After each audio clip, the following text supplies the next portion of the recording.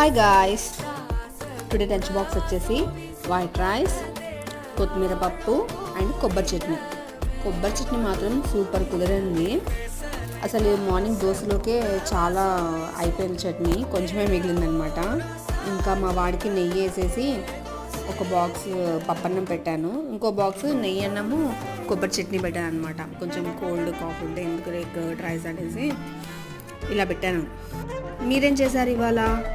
కింద కమెంట్ బాక్స్లో మెన్షన్ చేయండి ప్లీజ్. అబ్బా చూస్తున్నారు వెళ్ళిపోతున్నారు. Please like, share, comment and subscribe to my channel. Thank you for watching.